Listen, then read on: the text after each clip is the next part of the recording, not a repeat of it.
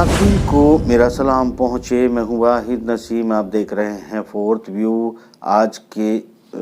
चिंतन मनन और तमाम विश्लेषण में शामिल होगा दुनिया के का वो मौजू जो आजकल तमाम देशों में आपको देखने को नज़र आ रहा है, यानी कि इकोनॉमी, आर्थिक व्यवस्था और जो सूरत हाल तमाम दुनिया में देखी जा रही है वो और उसके पीछे की जो वजूहात हैं उस पर थोड़ी सी चर्चा कर लेते हैं। और इसके साथ साथ हम कुछ बड़ी घटनाओं पर भी बात कर लेते हैं, जैसे रशिया की और अमेरिका की मुलाकात के बाद तनाव कम होने के बजाय बढ़ गया है। इसका मतलब साफ है कि तनाव जो है वो बढ़ रहा है। उसके पीछे वो कहाँ तक जाएगा, इस पर एक बात करेंगे। और दूसरी बात, हम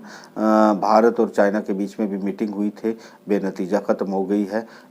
इस पर भी थोड़ा सा नज़र डालेंगे। इसके अलावा पाकिस्तान के अंदर जो माशी हालात ख़राब हैं, अफ़गानिस्तान में पूरी तरह से आर्थिक निज़ाम चौपट है, उसके अलावा यूरोपियन कंट्रीज़ के भी वही हालात हैं। तो इसमें सबसे इम्पोर्टेंट अब कजाकिस्तान को हम मध्य एशिया में लेके चलते हैं, जहां पर आर्थिक कारणों से यानी कि महंगाई की वजह से सत्ता परिवर्तन और बगावत तक की पोजीशन आ गई थी, जहां पर पश्चिमी जगत ने शोर मचाया था कि यहाँ रूस की फौजें आ गई है, जबकि सभी लोग उसको जानते हैं कि ये 5 देशों का एक संगठन है, जिसे आर्मीनिया ने कहा था कि यहाँ पर जो है वो संगठन की जो इनकी मुश्तरका नाटो की तरह की जो इनका कोalition है वो फौजें पहुँचे, और वो पहुँची और उनकी वापसी भी शुरू हो गई है। ये कुछ बड़ी घटनाएं हैं। इनमें ये भी बड़ी घटनाएं आप मान सकते हैं कि चीन के दक्षिण सागर चीन को जो है पूरी तरह से अमेरिका ने एक बार फिर से इनलीगल और गलत बताकर इस तरफ भी लोगों की तवज्जो खींचने की कोशिश की है। और एक बड़ी घटना और भी है कि हिंद महासागर की तरफ रूस के भारी बेड़े और जहाज़वाहक जो उनके जो लड़ाकू विमानों को लेकर चलते हैं वो बड़े जहाज़ भी मूव कर रहे हैं। शायद वो अभ्यास करेंगे या अभ्यास करने से कुछ ज़्यादा करेंगे, इस पर भी हमें सोचना पड़ेगा। तो मतलब दुनिया में जो घटनाएं हैं वो बहुत बुरी तरह से एक तनाव की तरफ जा रही हैं। ये पूरा खेल क्या है थोड़ा थोड़ा समझने की कोशिश करते हैं। ये भी ज़रूरी है कि हिंदुस्तान के अंदर भी उत्तर प्रदेश की राजनीति में एक बड़ा भूचाल आ रहा है, इस पर हम कल से ज़रूर चर्चा करेंगे। और रोज़ 7 बजे लाइव होगा, वेबसाइट पर भी आपको देखने को मिलेगा फोर्थ व्यू की, fourthview.co यानी fourthview.co को इतनी साइट पर आप जाएंगे तो उस पर लाइव स्ट्रीमिंग आपको मिलेगा। रोज़ 7 बजे लाइव होगा और इसमें हम तमाम जो एक्सपर्ट्स हैं और जो उत्तर प्रदेश के लीडरशिप एक्सपर्ट्स, जो सामाजिक कार्यकर्ता, उन सबको और बड़े पत्रकारों को जोड़कर आपके साथ जुड़ा करेंगे। तो इंशाल्लाह जब तक ये इलेक्शन है तब तक 7 बजे का टाइम फिक्स रहेगा। कोशिश ये रहेगी, बदलाव आएगा तो हम आपको बताने की ज़रूर आगे कोशिश करेंगे कि रोज़ सूरत हाल बदल रही है। उत्तर प्रदेश की चुनाव में भी जिस तरह से भगदड़ मची है भारतीय जनता पार्टी के खेमे में, तो नज़रिया साफ है। मगर वापस आ जाते हैं अंतर्राष्ट्रीय मामलों में। ये भी एक बड़ी अंतर्राष्ट्रीय घटना होने जा रही है उत्तर प्रदेश में, ये भी इम्पोर्टेंट है। शायद मैं उसको उतना सीरियस नहीं लेता, चूँकि इस पर भी ज़रूर है कि बात हमेशा हम करते रहेंगे और इसकी बारीक सूरत हाल और सही विश्लेषण भी आप तक पहुँचाएँगे। मगर अभी चलते हैं वापस हम अंतर्राष्ट्रीय मामलों में। तो दोस्तों, यहाँ पर अंतर्राष्ट्रीय घटना सबसे बड़ी ये है कि रशिया और अमेरिका के बीच में तनातनी बढ़ती जा रही है। इसमें अमेरिका का खेमा और वो लोग जो बेसिकली एशिया को किसी तरीके से अपने दबाव में रखना चाहते हैं, और वो ये तब हो सकता है जब हम पूरी तरह से रूस को किसी तरह कंट्रोल करें। रूस की सरहद भले यूक्रेन के, देखिए ये कहना एक नज़रिया आप पढ़ रहे होंगे, क्योंकि वो सब एक ही तरफ से खबरें लाते हैं। आप लोग जानते हैं कि वो एक पश्चिमी जगत की अपने खबरों का एक अंदाज़ होता है। यूक्रेन में अगर नाटो ने अपनी फोर्सेस को डिप्लॉय नहीं किया होता, और जो कि एक टीटी थी रशिया के साथ में, उसके लिए कि वो यूरोपियन यूनियन का एक्सपेंड नहीं करेंगे, नाटो का एक्सपेंड नहीं करेंगे, नाटो में किसी और को शामिल नहीं करेंगे, मगर नाटो ने मतलब ये तय किया है कि वो यूक्रेन को भी लेंगे। और यूक्रेन की सीमाएं रूस के बहुत सारे उसके जो इंटरेस्ट में जो देश हैं, जिनके जो अभी भी जिनकी हमने कजाकिस्तान, किर्गिस्तान और इन सब देशों के साथ में बाकायदा 5-6 देशों से ज़्यादा जो अलग हुए हैं रूस से, उनके साथ यूक्रेन की सीमाएं मिलती हैं और पीछे की तरफ यूरोप से मिलती हैं। तो ये जो एक यूक्रेन का मामला है, इस यूक्रेन के मामले को जानबूझकर तनाव की तरफ ले जाने का काम जिन लोगों ने किया है, वही लोग कोशिश कर रहे हैं रूस की दादागिरी बताने की, रूस की मनमानी या हठधर्मी बताने की जो कोशिश की जा रही है। दरअसल ये वो मामला है, जब रूस को यानी कि नाटो में आप शामिल कर लेते हैं यूक्रेन को, तो यकीनी तौर पर रशिया की अपनी सरहदों के नज़दीक जो है नाटो के अड्डे आकर खड़े हो जाएंगे और इस तरह से रशिया पर अतिरिक्त दबाव बनाने में तमाम नाटो में बहुत सारे देश हैं और अकेले रशिया के खिलाफ वो सिर्फ रशिया के सरहदों के नज़दीक ही आकर अगर अपने हथियारों को जमा कर लेते हैं, जो कि कर रहे हैं, तो ऐसी सूरत में रशिया उनको करने देगा ये लगता नहीं है, मुमकिन नहीं है। मगर ये नाटो मिलकर भी रशिया के साथ चुनौती देकर लड़ाई करेगा, ये भी मुमकिन नहीं है कि वो अभी यहाँ पर रशिया और चाइना के बीच की वार या नाटो वर्सेस रशिया के बीच की वार को बहुत वक्त नहीं लगेगा परमाणु युद्ध में बदलने में, ये सारी दुनिया जानती है। और ये रिस्क जो है लेने के लिए शायद तैयार नहीं होगा पश्चिमी जगत, क्योंकि वो ये भी जानते हैं कि रशिया के पास सबसे ज़्यादा परमाणु हथियार और परमाणु करियर मौजूद हैं। तो ऐसी सूरत में मुझे नहीं लगता कि इतनी औकात अमेरिका सहित ब्रिटेन, फ्रांस और इनके तमाम अलाई की है कि वो रशिया से सीधे भिड़ेगा। मेरा बिल्कुल स्पष्ट मत है कि वो इस पोजीशन में नहीं है। मगर फिर बात आती है इससे आगे कि जो एक मामला आप देख रहे हैं, कुल मिलाकर जो घेराबंदी है वो एशिया के उन देशों की है जो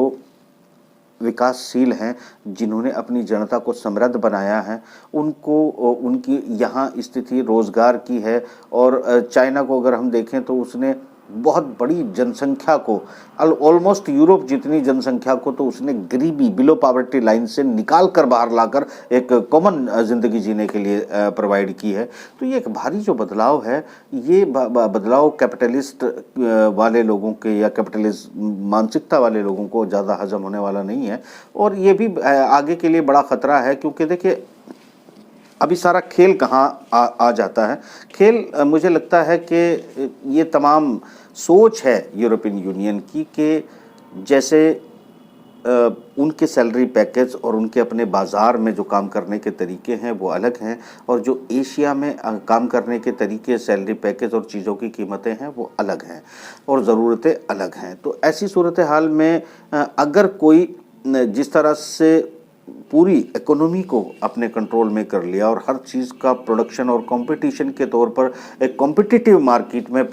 जो है चाइना ने उनको धराशायी कर दिया, तो आने वाले दिनों के बहुत ज़्यादा दिनों के मेहमान यूरोपियन यूनियन नहीं रहेगी कि वो अपने बाज़ारों को, अपने कारोबार को तरक्की की तरफ ले जा सकें। उसमें वो वापस जो है 99, 97, 99 के बाद मतलब सीधे 95, 90 और 80 और 50 और 0 की तरफ बढ़ रहा है। तो ऐसी सूरत हाल में अगर वो अपने निज़ाम को, जो मैं बहुत सारी बार इन सब चीज़ों की चर्चाएं कर चुका हूँ, यानी वो मुमकिन नहीं है कि आप जब तक व्यवस्थाओं को पूरी तरह से रिकंस्ट्रक्ट ना करें और दुनिया के जो नौकरी के और कारोबार के जो तरीके हैं और अर्थव्यवस्था और निज़ाम, करेंसी के जो तरीके हैं उनको मैच या मिक्स ना कर लें, तब तक आप यूरोपियन यूनियन के उस तमाम खेल को या अमेरिका के उस खेल को बचा नहीं सकते जिसके ज़रिए वो अभी तक विकसित देश कहलाते रहे हैं। और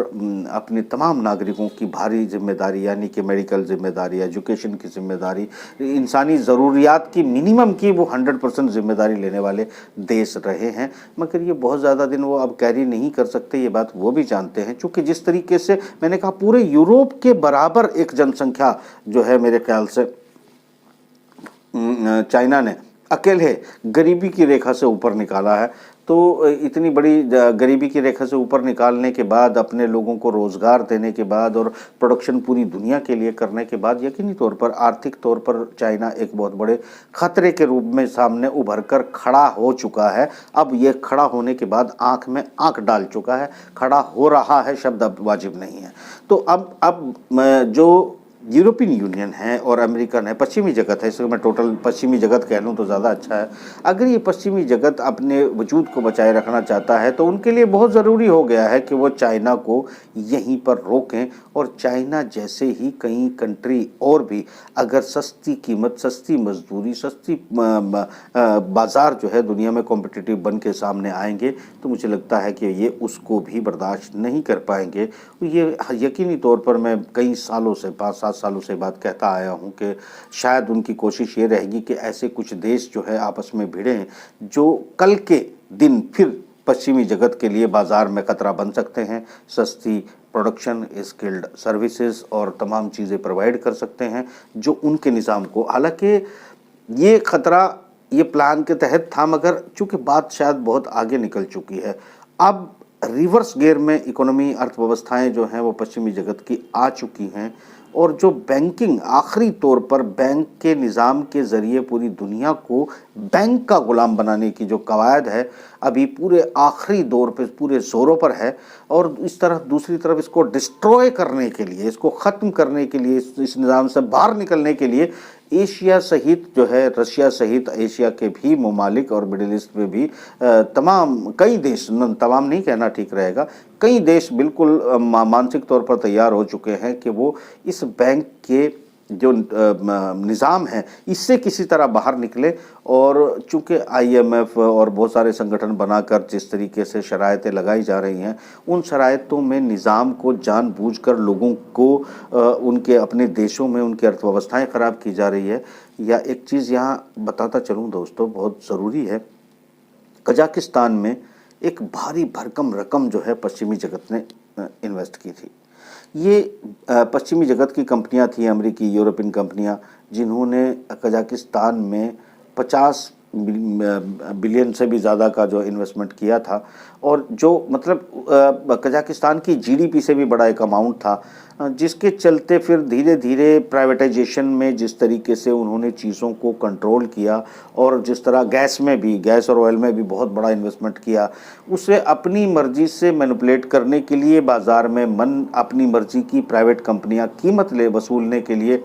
शायद वहाँ की सरकार उस मामले में मजबूर रही, चूँकि उन्होंने एक FTT, एक संधि के तहत भारी इन्वेस्टमेंट बाहर से ले लिया, और फिर इन कंपनियों के दबाव में आकर उनको वो अपने आवाम की परवाह किए बगैर उनकी शर्तों को जो है वो मानना पड़ा, और उसके बाद जो है वहाँ के हालात ख़राब हो गए। चूँकि सरकार ने एनवायरनमेंट बनाकर देने की जो भी प्लानिंग की होगी, जो भी बातें की जाए, भारत में भी अगर आप देखें जिस तरीके से तेज़ी से प्राइवेटाइजेशन हो रहा है और अभी बहुत सारे पैकेजेस आपको मिल रहे हैं उसी तरह के उनको भी दिए गए थे कि भाई अगर विदेशी कंपनी आ रही है तो आपको ये छूट मिलेगी, वो छूट मिलेगी, नौकरी मिलेगी, जॉब मिलेगी। ये कभी नहीं बताया जाता कि जब ये प्राइवेटाइज कंपनियां आपके देश के इंफ्रास्ट्रक्चर पर पूरी तरह काबिज हो जाएंगी तो फिर आप सांस भी इनकी कीमत अदा करके लेंगे, पानी भी इन्हें कीमत अदा करके पिएंगे, और आपको अपने घरों के अंदर सोना, जिस तरह कजाकिस्तान के अंदर गैस, यानी कि इतनी सर्दी में वो नहीं सो सकते थे और उनके घरों को गर्म करने के लिए गैस का निज़ाम था, इसी तरह भारत में भी हो सकता है कि बहुत सारे ऐसे निज़ाम हों जिसके बगैर हम आम आदमी नहीं जी सकता। और उन तमाम चीज़ों पर, तमाम सिस्टम पर अगर प्राइवेट कंपनी अपना कब्जा कर सकती हैं तो वो कभी भी आपको एक गिलास पानी 1000 रुपये में खरीदने पर मजबूर भी कर सकती हैं। ये सबूत आपके सामने मौजूद है। इंडोनेशिया में भी पहले इस तरह का हुआ था। रशिया में भी टूटने का कारण जो है वो फॉरेन फंडिंग के ज़रिए और वो खुली हवाएं और वो सब कुछ जो जिस कहानी को जो है वो बयान किया जाता है दूसरों को बेवकूफ़ बनाने के लिए, वो उसी गेम के तहत जो है वहाँ किया था। सिर्फ चाइना ने एक चीटिंग की है, एक धोखा दिया है कि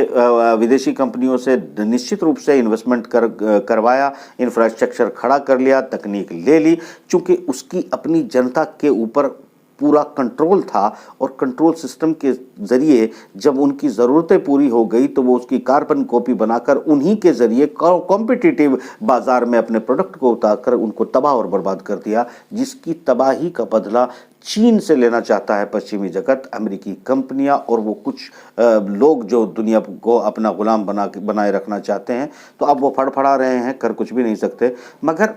वो आखिरी तौर पर ज़रूर ये कोशिश कर रहे हैं कि साउथ चाइना सी में घेरा जाए, कहीं और घेरा जाए, कहीं और भी किसी भी तरीके से या आगे चीज़ों को बढ़ाकर वो अपने मकसद को हासिल करने की तमाम कोशिशें कर रहे हैं। यहाँ देखने की हालात ये हो चुकी है फ़िलहाल कि आप थोड़ा सा इस आर्थिक गेम में अगर थोड़ा सा समझने की कोशिश करें, भारत के पड़ोस में पाकिस्तान चले जाएं, पाकिस्तान को अपना निज़ाम चलाने के लिए जिन पैसों की ज़रूरत है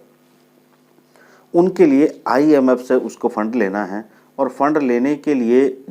उनको उनकी शराइत माननी है। शराइत मानने के बाद टैक्सेशन बढ़ाने हैं, बहुत सारी चीज़ों में कमियां ज़्यादा करना है, उसके बाद वो कहेंगे कि अब आप हमसे ले सकते हो।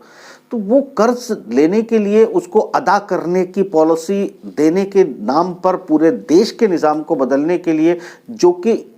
यहाँ की जनता उतनी, मैं कहता हूँ कजाकिस्तान की जनता तो मैच्योर है। कजाकिस्तान की जनता तो ये समझ चुकी थी कि कजाकिस्तान जो बगावत हुई है मैं उसको गलत नहीं मानता हूँ, मगर उसको दबा दिया मैं उसको भी गलत नहीं मानता हूँ, क्योंकि बड़ी सीधी बात है कि वो एजुकेटेड लोग हैं, उनको पता है कि ये गेम पूरा विदेशी कंपनी, अमेरिकी और यूरोपियन पश्चिमी जगत की कंपनियों के दबाव में खेला गया है। और क्योंकि बैंकर निज़ाम से वो भी तमाम वेस्टर्न बैंकिंग निज़ाम से जुड़ने के बाद अपना कंट्रोल खो चुके हैं, और इसलिए जनता में महंगाई होते हुए देखने के सिवा कुछ नहीं कर सकते, और जनता भी बगावत के सिवा कुछ नहीं कर सकती। तो इसका मतलब ये था कि इसका कोई ना कोई हल अब वो निकाल सकते हैं। पाकिस्तान की जनता मैच्योर नहीं है। पाकिस्तान में जनता का, मैं ये मानता हूं कि ऑलमोस्ट 95% लोग जो है अनपढ़ हैं, जिन्हें वो हो सकता है वो अपने आप को डिग्री होल्डर और अपने आप को बड़े एजुकेटेड भी बताते हों। मुश्किल से 5% लोग पाकिस्तान में जो है वो चीज़ों को अच्छे से या ठीक से समझने की सलाहियत रखते हैं, और 50% जनसंख्या तो इतनी गई गुजरी है पाकिस्तान के अंदर, वो एजुकेशन के नाम पर वो जिसे पढ़ते हैं वो कुछ और ही पढ़ते हैं, और जो पढ़ते हैं उसको वो एजुकेशन अगर मानते हैं तो मुझे लगता है कि वो कैरी नहीं कर पाएंगे। यहाँ शायद इमरान की कुर्सी की जो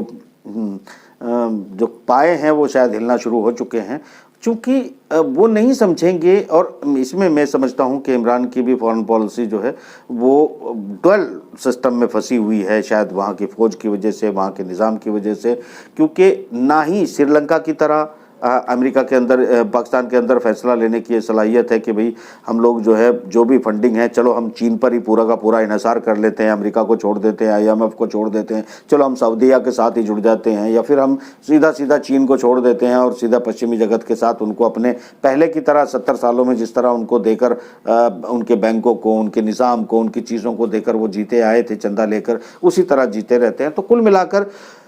ना तो कोई लीडरशिप पाकिस्तान में ऐसी है जो इस जटिल पोजीशन को इस वक्त हैंडल कर सके, जो इकोनॉमिकल, क्योंकि पाकिस्तान का टोटल फोकस जो है वो युद्ध पर रहता है, हथियारों पर रहता है, मिलिट्री पर रहता है, फोर्सेस पर रहता है। आम जनता के लिए पाकिस्तान की जो लाइफ स्टाइल है, जो उनका लिविंग स्टैंडर्ड है, जो उनकी इंडस्ट्री, उनका एग्रीकल्चर, उनका सब कुछ जो उनका रेगुलेशन होना चाहिए था, उन्होंने उस तरफ बिल्कुल ध्यान नहीं दिया है। वो सिर्फ एक धार्मिक शगुफा वहाँ पर छोड़ा गया, जिसके ज़रिए, इसमें भी कोई शक नहीं है कि पाकिस्तान की जनता ने बहुत सारे आतंकवादी इस देश दुनिया को दिए हैं, और वही उल्टी एजुकेशन के कारण जो है वो लोग, वहाँ के आम लोग बिकते रहे हैं। और अब जो सूरत हाल है, चूँकि देखिए पिछले एपिसोड में जैसे मैंने तुर्की की बात की थी, जैसे रजब तैयब अर्दोगान ने फैसला किया कि ठीक है मैं इस निज़ाम को बदल दूंगा और बिना ब्याज की एक व्यवस्था को खड़ा करूंगा, इसका मतलब ये होता है कि वो पूरी तरह जो पश्चिमी जगत के, जो पूरी दुनिया पर कब्जा करने वाले और कब्जा किए चले आने वाले लोग हैं, वो इतने बड़े निज़ाम को चुनौती देकर जो है वो बैंकिंग व्यवस्था के जरिए बिना ब्याज की अलग से एक बैंकिंग व्यवस्था को बदलने की बात कर रहे हैं। तो इसका मतलब बहुत बड़ी बात है, और वो चूँकि प्रोडक्शन के जरिए ही सब कुछ कर सकते हैं, इसमें कोई दो राय नहीं है। मगर वहाँ की जनता बहुत एजुकेटेड है, मैच्योर है, उन्होंने अपने जो प्रेसिडेंट है उसका सहयोग किया, एक आवाज़ पर जो है उन्होंने डॉलर को रिजेक्ट करके लीरा में अपना यकीन जता दिया। पाकिस्तान की जनता ऑलमोस्ट जो है वो गई गुजरी है, और उनको यही नहीं पता है कि उनके पास भुखमरी का कारण क्या है, उनको यही नहीं पता है कि उनकी आर्थिक स्थिति क्यों ख़राब हो रही है। आखिरकार उनकी स्थिति, कुछ लोग जो है वो मतलब चीन के साथ हैं, तो कुछ अमेरिका के साथ हैं, तो कुछ अफगानिस्तान के समर्थक हैं, तो कुछ मतलब कुल मिलाकर एक अजीब सी उथल पथल है पाकिस्तान के अंदर, एक अजीब सी गहमा गहमी है। इस वक्त मुझे लगता है कि पाकिस्तान के लिए सबसे बदतरीन दौर जो है वो गुज़र रहा है। वहाँ की राजनीतिक अनस्टेबल है, वहाँ की फोर्सेस और ये सारे सिस्टम अनस्टेबल है, वहाँ की विदेश नीति टोटल अनस्टेबल नज़र आ रही है। तो कुल मिलाकर मुझे लगता है कि सबसे बुरे दौर से पाकिस्तान इस वक्त गुज़र रहा है पॉलिटिकल व्यू में, कि उसके कारण वहाँ के नेता या फोर्सेस या इंटेलिजेंट लोग नहीं हैं, बल्कि वहाँ के वो जो मतलब 70 वर्षों से वहाँ जो राजनीति ने जिस तरीके के लोग पैदा किए, जिस तरह का उनका जहन डेवलप किया, और सिर्फ हिंदुस्तान पाकिस्तान दुश्मनी और सब इसी चीज़ में उलझे रहे, और उसके अलावा जिस एजुकेशन को उनको दिया गया, माफ़ करना आप लोग गलत ना समझें, कुरान और दीन और हदीस ये सिर्फ आप मुसलमान के लिए ज़रूरी है। आप उसे कभी भी किसी भी उम्र के पहलू में पढ़ सकते हैं। हर स्कूल में 1 घंटा या 2 घंटे का ये सब्जेक्ट रख के आप हमेशा हमेशा इसको पढ़ते रह सकते हैं जब तक भी आपके एजुकेशन हो, वो अलग बात है। मगर ये बिल्कुल एक निज़ाम अलग करके और पूरी तरह से जो है मेन स्ट्रीम से निकाल कर चीज़ों को जिस तरीके से अलग एक जनता तैयार की गई, उसी जनता के ज़रिए जो है मेरे ख्याल से पूरी दुनिया के मुसलमानों को भारी नुकसान हुआ। वो हर जगह पाए गए, हर जगह मिले, हर जगह जो है जो कुछ हुआ वो आप सब लोग जानते हो। तो कुल मिलाकर ये है कि इस वक्त हिंदुस्तान में भी माशी हालात ख़राब हैं, और ये और तेज़ी से अगले 2 सालों के अंदर, क्या मुझे लगता है कि अगले 1 साल के अंदर ही बड़ी तेज़ी से ख़राब होंगे। अलबत्ता सिचुएशन जो है वो दुनिया में टेंस है पूरी तरह, और ये आर्थिक जो नीतियां हैं, यहाँ भी जो कुछ हो रहा है, जो प्राइवेटाइजेशन किया जा रहा है, जो कुछ भी आप देख रहे हैं कि वो कुछ हितों की उसी तरह की सिचुएशन यहाँ भी है। इसको शायद बहुत ज़्यादा आप दूसरे देशों पर ही जो एग्जाम्पल दे रहा हूँ उसी को इधर भी फिट कर लीजिएगा, क्योंकि बहुत ज़्यादा तफसील से बात करने में शायद ये चुनावी माहौल है, ज़्यादा ठीक नहीं रहेगा। आप खुद समझदार हैं, आप कैलकुलेट कर लीजिएगा। इसीलिए मैं कबूतर की कहानी सुनाकर फाख्ता की जो है तासीर आपको बता रहा हूँ। तो कबूतर की कहानी में फाख्ता की तासीर को समझ लीजिए। तो बेसिकली जो इस वक्त हालात हैं वो काफ़ी नाजुक दौर से गुज़र रहे हैं। पाकिस्तान की अर्थव्यवस्था भी संभल नहीं सकती, चूँकि उनमें डिसीज़न लेने की पावर नहीं है, और जनता उनकी इतनी समझदार नहीं है कि वो अपने दुनिया में जो लोग इस निज़ाम को बदल रहे हैं, बैंकिंग निज़ाम में बैंकिंग के ज़रिए पूरी दुनिया पे कब्ज़ा, यानी ज़मीनों में, मकानों में, सब जगहों पर जिन बैंकों की फाइनेंस है, अगर ये सब कुछ संपत्तियां जो है आप उन बैंकों से कर्जा ले लेंगे और कल आपकी आर्थिक निज़ाम और आर्थिक स्थिति को ख़राब कर दिया जाएगा और आप सब लोग डिफ़ॉल्टर हो जाएंगे, तो वो बैंक इन संपत्तियों के मालिक हो जाएंगे। वो किसानों की ज़मीन के मालिक भी हो सकते हैं, वो आपके घर फैक्ट्रियों के मालिक भी हो सकते हैं, फिर वो इसी तरह आपके देश के मालिक हो जाते हैं और आपको कजाकिस्तान बना देते हैं, और कजाकिस्तान जैसी स्थिति में आपके रेट जो हैं फिर उनकी मर्जी से तय होते हैं। याद रखिएगा, जिन जिन देशों में फॉरेन फंडिंग, ये जॉब वॉब का जो बहाने दिए जा रहे हैं, ये सब ढकोसले हैं, बकवास है। आपको तकनीक चाहिए होती है और आपके पास बाजार पर्याप्त होता है। बाजार को कंज्यूम करने के लिए आपको इंटरनल पहले अपनी स्थितियों को अपने देश में पैदा करके ज़रूरतों को पूरा करने की बात है। कोई कहता है कि हम विदेशों से लाके आपको जॉब देंगे, मगर वो आप जो जॉब करके कमाएंगे वही विदेशी उसको लूट कर फिर वापस ले जाएंगे। बहुत धांधली है, बहुत घपला है, बहुत चोल जाल है। आम जनता को आम मीडिया पूरी तरह गुमराह कर रहा है। बड़े बड़े दिखने वाले बुद्धिजीवी, बड़े बड़े अक्लमंद, सब बिके हुए लोग हैं। ये सब लोग चंद रुपए लेकर लिखने वाले लोग हैं। ये बड़ी सीधी सी बात है। अगर आप लोग बात करना चाहेंगे तो मैं ज़रूर समझाना चाहूँगा किस तरीके से आप जो है इन पैसा लाकर अपने देश में विदेशियों को अपनी संपत्तियां बेचकर अपने ही देश के जिन सरकारी जिम्मेदारियों का निर्वाह करने के लिए आप लोग जो है अपने देश की संपत्तियों को बनाते हो, इंफ्रास्ट्रक्चर बनाते हो, इंस्टीट्यूशंस चलाते हो, और अगर उनको आप प्राइवेट लोगों को बेचकर कहते हो कि आप इनसे आपको फ़ायदा होगा, तो हो सकता है आपको निजी तौर पर फ़ायदा हो, जनता चूंकि उन संस्थान में पहले से काम कर रही है, उन संस्थानों में अगर जनता काम कर रही थी तो इसका मतलब उनके पास रोजगार था, सरकारी नौकरी थी। अगर उन्हें आपने बेच दिए हैं तो उस पैसे को आपने कहाँ लगाया, किसको दिया, हमको नहीं पता। इसे वापस बैंकों के कर्जे के तौर पर उतारा, ये हमको नहीं पता है। ये बेसिकली मगर वो संस्थाएं जो प्राइवेटाइजेशन में चली गई हैं, वो संस्थाएं उनकी तनख्वाहों को आधे से भी कम करके 1/4 पर ले आएंगे और ले आए हैं। और उसके बाद जो है वो सिचुएशन आप जानते हैं कि उनकी कमाई घटेगी तो फिर आपकी सेल परचेसिंग पावर घटेगी, तो फिर आपकी फैक्ट्रियाँ जो है प्रोडक्शन कम होगी, तो फिर आप धराशायी होते चले जाएंगे और आप ज़ीरो दिवालिया हो जाएंगे। और दुनिया के बहुत से देश इस वक्त दिवालिये की स्थिति में हैं। मगर दिवालिया होना और जब शुरू होगा तो आपको धड़ाधड़ एक के बाद एक देश जो है वो दिवालिया होते हुए नजर आएगा। और इस पूरे खेल में चंद लोगों का ये खेल है। वो लोग बैंकिंग व्यवस्था और ताकत के जरिए पूरी दुनिया को कोलैप्स करने के चक्कर में, यानी अपने कब्जे में करने के चक्कर में कोलैप्स कर रहे हैं। और कोलैप्स भी उनका एक गोल है, क्योंकि दुनिया अगर कोलैप्स होगी तो फिर नया निज़ाम पैदा होगा और नई सिस्टम पैदा होगी। हो सकता है उन्होंने 2030-2040 तक कई सारे प्लान को बनाया हो, मगर बहुत ज़रूरी है एक जो है बौद्धिक रेवोल्यूशन, और बहुत ज़रूरी है आम जनता को सूझबूझ में दाखिल होना और चीज़ों को अच्छे से समझना, बुरे में से बाहर निकलना। और धर्म बिल्कुल आप पूरी तरह से अपने अपने धर्म को सब माने, पुख्ता तौर पर माने, मगर जब आप जिन लोगों से आप लड़ रहे हैं वो धर्म को नहीं, वो ये कहते हैं कि पूरी दुनिया का, विश्व का जो है पैसा वो भगवान है, और भगवान यानी जो पैसा है वो भगवान है, और रोथशाइल्ड उसका पैगंबर है, यानी कि उसका देवता है भेजा हुआ। और ये जो कुछ लोग हैं वो कहते हैं हम लोग उनके सहाबी हैं, जैसे एक नबी के साथ में जो है जो सहयोग करते हैं, कंधे से कंधा मिला के चलते हैं, सब सहाबी कहलाते हैं। तो बिल्कुल स्पष्ट मत है कि भगवान पैसा है, और आप लोग भी अपने ईमान को चेक कर लें। आप देख सकते हैं कि किस तरीके से कुछ लोग जो आतंकवादी बने, जो टेररिज्म में शामिल हुए, वो उन्होंने अल्लाह का नाम लिया, किसी ने ईश्वर भगवान का नाम लिया, तो किसी ने गॉड का नाम लिया, और सब पैसों के लिए बने, जिनका धर्म से कोई मतलब नहीं था। किसी धर्म में आपको आतंकवादी बनना, सुसाइड करना नहीं सिखाया जाता। उसके बाद भी आप जो है सुसाइड बॉम्बर बनकर अगर घूम रहे हैं, ये पैसे का कमाल है। ये आपके जो धर्म गुरु हैं वो बिक जाते हैं, और जब वो बिक जाते हैं तो मासूम लोगों को जैसे कुछ भी पढ़ा सकते हैं, ऐसी पढ़ाई पढ़ाने के लिए वो लोग जो है बड़ी आसानी से इनको धकेल देते हैं। ठीक उसी तरह आपके तमाम दानिश्वर, तमाम मीडिया, तमाम लोग जो झांसा दे रहे हैं, 2 दूनी 4, 4 दूनी 5, 5 में से गए 7 और बच गए 3 और उठ गए 8 वाली कहानी जो आपको समझाई जा रही है, सीधी बात है, आपको तबाही के दरवाजे पर लाया जा रहा है। मैं बिल्कुल सहमत नहीं हूँ, आपके साथ सीधे सीधे समझाने की बात कर रहा हूँ। किसी दिन जो आपको लगता हो कि ये बहुत बड़ा